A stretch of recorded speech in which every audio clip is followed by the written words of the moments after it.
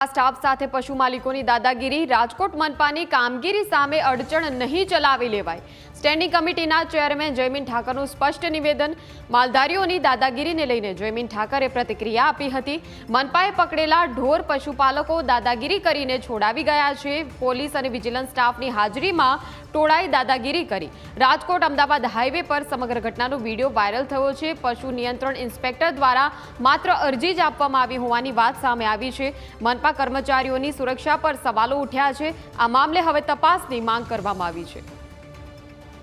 તો રાજકોટ મનપાની કામગીરી પર અડચણ ઊભા કરતા પશુપાલકોની દાદાગીરી બિલકુલ ચલાવી નહીં લેવાય માલધારીઓની આ દાદાગીરી મનપાએ કામગીરી કરી હતી ઢોર પકડવાની પરંતુ દાદાગીરી કરીને ઢોર છોડાવી ગયા ત્યારે આ મામલે સ્ટેન્ડિંગ કમિટીના ચેરમેન જયમીન ઠાકરે સ્પષ્ટ નિવેદન આપ્યું છે કે મનપાની કામગીરી સામે કોઈ અડચણ ચલાવી નહીં લેવાય।